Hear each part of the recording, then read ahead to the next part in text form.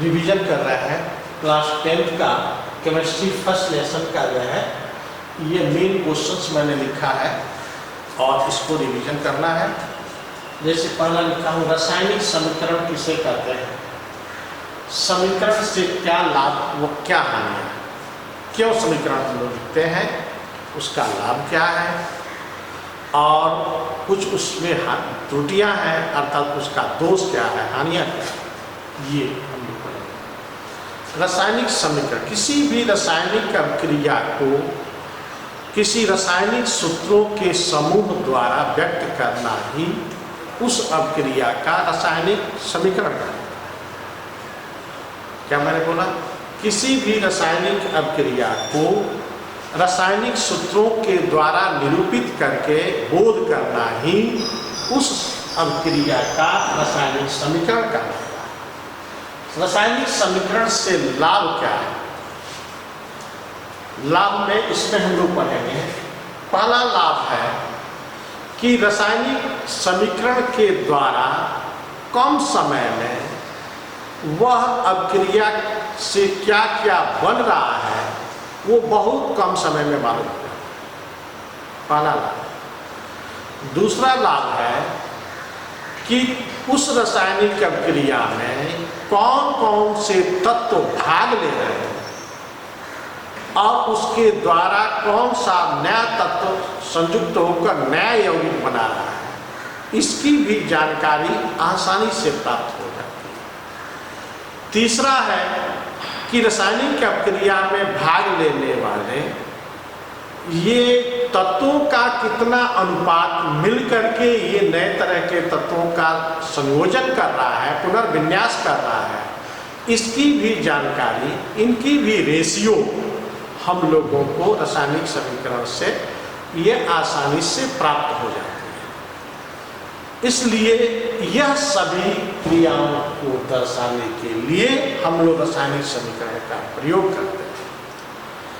हानि क्या है, हानि ये है कि रासायनिक अभिक्रिया के दौरान during the chemical reactions excretion of energy और एक्सेप्टिंग ऑफ एनर्जी, इसकी जानकारी नहीं प्राप्त होती। अर्थात अभिक्रिया के दौरान वह ऊर्जा ले रहा है, उसमें ऊर्जा ले रहा है कि उसमें से ऊर्जा निकल रहा है, इसकी जानकारी प्राप्त जो है नहीं होती है रासायनिक समीकरण से। पहला हानि। दूसरा हानि है कि रासायनिक समीकरण से ये उसका बनने वाला पदार्थ का भौतिक अवस्थाएं क्या है, ठोस है कि द्रव है कि गैस है, इसकी जानकारी हम लोगों को नहीं प्राप्त होती कि उसकी फिजिकल स्टेट जो है क्या होती है। तीसरा है रासायनिक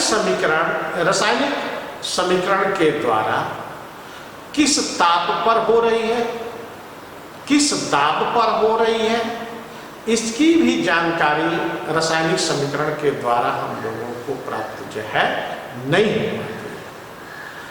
चौथा है कि रासायनिक समीकरण पूरा हो गया है कि नहीं पूरा हुआ है, इस समीकरण के द्वारा उसको कंप्लीट होने का समय नहीं पता रहता है, या ये रिवर्सिबल है या अनरिवर्सिबल है, इसकी भी जानकारी हम लोगों को जो है नहीं पता होता। ये मैंने पहला का आंसर दिया।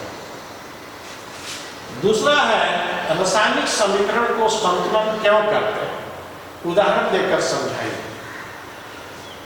क्योंकि सभी रासायनिक पदार्थ द्रव्यमान संरक्षण के नियमों का पालन करते हैं,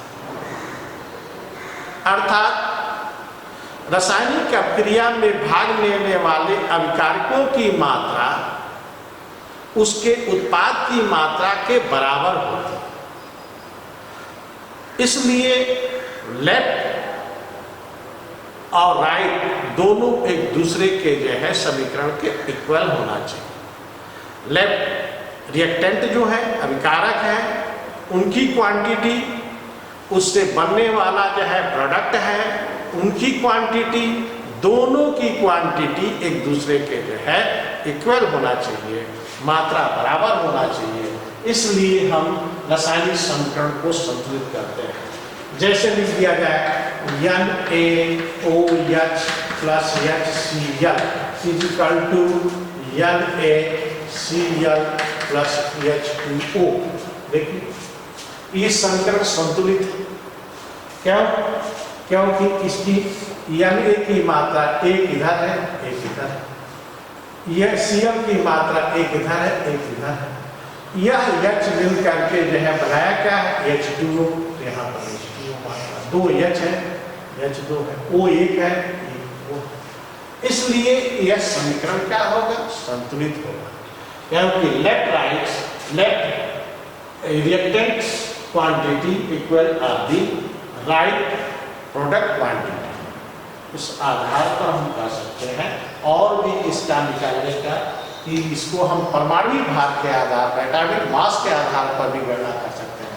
जैसे सोडियम का 23 होता है, ऑक्सीजन का 16 होता है, हाइड्रोजन का 1 होगा, हाइड्रोजन का 1 होगा, क्लोरीन का 35.5 होगा। वैसे ही NaCl का ये 23 होगा, क्लोरीन का 35.5 होगा, ये जो H2O का 18 होता है, लेकिन 1 गुणे 2 × 16 इसे। अब देखिए इसका कितना हो जाएगा? 5 6 6 7 7 6 13 13 3 16 16 का 6.5 इधर है, 2 1 3 3 1 4 4 4 4 4 3 7 76.5 इधर है, 3 5 3 8 8 8 2 8 2 10 10 1 11 10 6 16 16 का 6 इधर हो गया, एक हाथ लगा 1 1 1 2 2 3 2 5 5 2 7 यही है। तो दोनों की मात्रा परमाणु भार के आधार पर एक दूसरे को जो है, इस आधार पर आप कहेंगे कि left atomic mass equal of the right atomic mass. जो बाएं तरफ का एटॉमिक मास है वो दाएं तरफ के एटॉमिक मास के जो है बराबर है।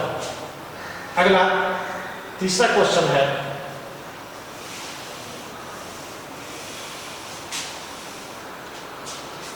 रासायनिक समीकरण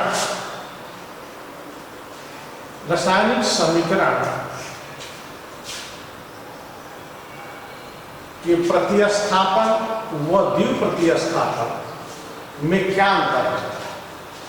प्रतिस्थापन उसको कहते हैं कि किसी रासायनिक अभिकर्मक में सक्रिय तत्व कम सक्रिय तत्वों को हटा करके एक ही तत्व को हटा करके वह यौगिक बनाता है या पदार्थ उत्पाद बनाता है। ऐसे यौगिक वाले समीकरण को हम एक प्रतिस्थापन करते हैं। जैसे यहाँ पर ZnSO4 प्लस Fe फिजिकल को बनाएगा क्या? FeSO4 plus Zn। यहाँ ZnSO4 में 2 तरह के मूलक हैं, एक तत्व एक मूलक है Fe। तो Fe is the more reactive than the Zn। जो Fe Zn को रिप्लेस कर दिया और उसके जगह पर Fe स्वयं आकर FeSO4 का जो है निर्माण कर दिया।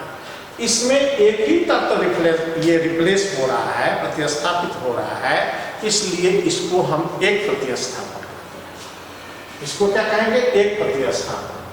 और जबकि द्विप्रतिस्थापन उसको कहेंगे जब एक अभिकारक का धन आयन दूसरे अभिकारक के ऋण आयन के साथ, दूसरे अभिकारक का धन आयन पहले अभिकारक के ऋण आयन के साथ अपने आयनों की अदला बदली करके उत्पाद बनाते हैं, उसको हम द्विप्रतिस्थापन करते हैं। जैसे AgCl प्लस NaNO3, यहाँ Ag प्लस है, Cl माइनस है, प्लस है, माइनस। यहाँ पर देखेंगे तो बनेगा क्या, AgNO3 plus NaCl plus minus, यहाँ दो दो तत्वों का रिप्लेसमेंट है, इसलिए इसको हम लोग क्या कहेंगे, द्विप्रतिस्थापन। चौथा है हम लोग का क्वेश्चन, ये निम्न समीकरण किस प्रकार के रासायनिक प्रक्रिया है स्पष्ट कर। पहला ZnH2SO4, तो बनेगा क्या यहाँ पर, ZnSO4 प्लस H2। ये क्या कर रहा है, यहाँ पर हाइड्रोजन को रिप्लेस कर रहा है, हाइड्रोजन रिप्लेस हो रहा है, इसलिए जो ऊपर बोला हो प्रतिस्थापन क्रिया, प्रतिस्थापन क्रिया।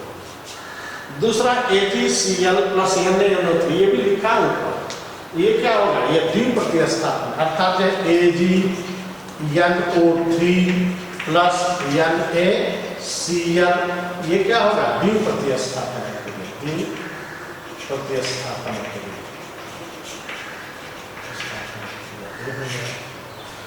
तीसरा है CaCO3, इसको हीट किया गया, गर्म किया गया, तो गर्म करने पर ये टूट गया, विघटित हो गया, इस रूप में CaO कैल्शियम ऑक्साइड काली चूना, और जो है CO2 यहाँ गैस के रूप में उड़ जाएगा, फिर से नई कंपोनेंट्स होगा, इसलिए अब यह हो जाएगा, इसलिए इसको हम ऊष्मीय विघटन या ऊष्मीय वियोजन, इसको कौन से बोलेंगे हम लोग, ऊष्मीय वियोजन।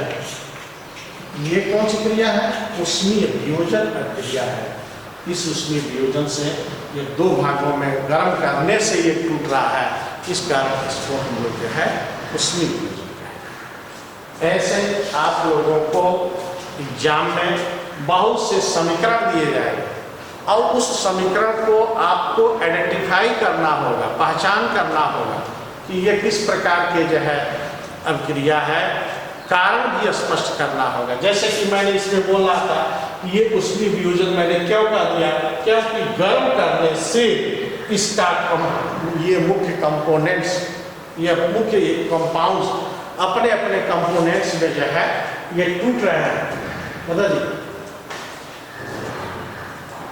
अपने अपने कंपोनेंट्स में टूट रहे हैं, इसलिए इसको हमने तो सबका कारण भी देना होगा, और आप लोगों को और भी इसमें इक्वेशन देंगे, उस इक्वेशन के आधार पर आपको आइडेंटिफाई करना होगा किस प्रकार की रासायनिक प्रक्रिया है।